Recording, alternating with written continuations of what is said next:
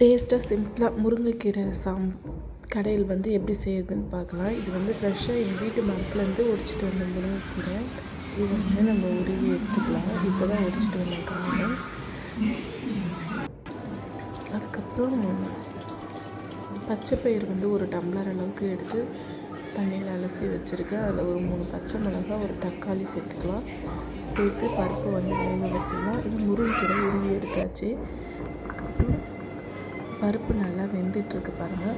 ஒரு 3/4 பதம் வந்து பருப்பு வந்து வெந்து வரணும் அப்படின்னா அது வரைக்கும் வேக வச்சுக்கலாம். இது வந்து நான் பச்சைப்பயிறு போட்டு தான் வந்து இந்த முருங்கைக்கீரை கடையில் செய்கிறேன். ஒரு 15 பல்லு போல் பூண்டு வந்து சேர்த்து நல்லா வேக வச்சுக்கலாம். பாருங்கள், பருப்பு ஓரளவுக்கு நல்லா வெந்து வந்துடுச்சு. இப்போ வந்து இந்த ஸ்டேஜில் வந்து நம்ம முருங்கைக்கீரையை வந்து அதில் வந்து சேர்த்துக்கலாம். நல்லா தண்ணி கொதிக்கும் போதே சேர்க்கணும்.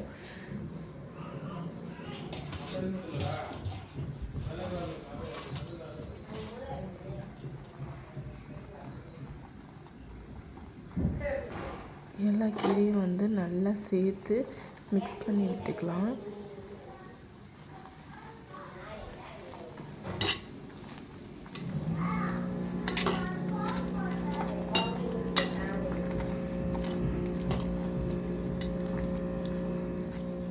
இது வந்து உடம்புக்குமே ரொம்ப நல்லது. இந்த முருங்கைக்கீரை எங்கள் பசங்களுக்குலாம் ரொம்ப பிடிக்கும். சின்ன பசங்க வந்து நல்லா சாப்பிடுவாங்க.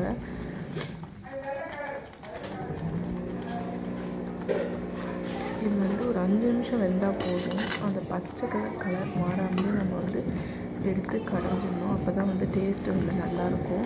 ஒரு 5 நிமிஷம் வெந்த பிறகு அந்த கீரையோட வாசனை, பருப்பும் கீரையும் சேர்ந்த வாசனை வரும். அந்த ஸ்டேஜில் எடுத்து தண்ணி நல்லா வடிகட்டி எடுத்துக்கலாம். இப்போ வடிகட்டி எடுத்துட்டேன். வடிகட்டி எடுத்து தேவையான அளவு உப்பு சேர்த்து நல்லா கடைஞ்சிடலாம்.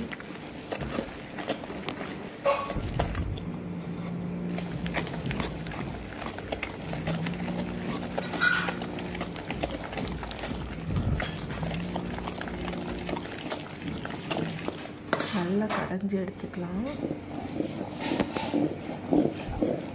பாருங்கள், நல்லா கடைஞ்சிட்டேன். தெரியுங்களா, கீரை வந்து நல்லாவே மறைஞ்சிடுச்சு. பருப்பும் கீரையும் ஒன்றா வந்துடுச்சு.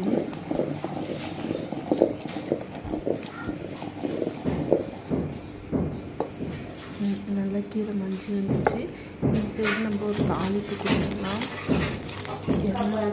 ஆல்ரெடி 2 பச்சை மிளகா போட்டுருக்கேன். அதனால் இப்போ காஞ்ச மிளகா வந்து ஒரு 3 மிளகாய் மட்டும் போட்டுக்கிறேன். கடுகு போட்டு இது 3 காஞ்ச மிளகாய் வந்து போட்டுக்கலாம்.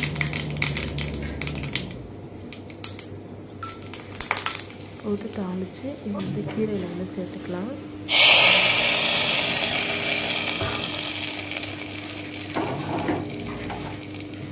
கீரையில் வந்து சேர்த்து சும்மா ஒரு கடைஞ்சி விட்டுடலாம்.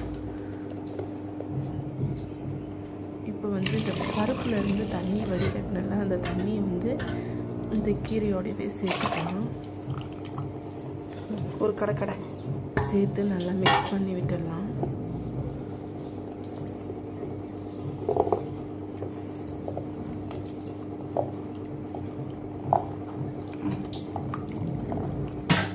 நல்லா அது கலந்து விடலாம்.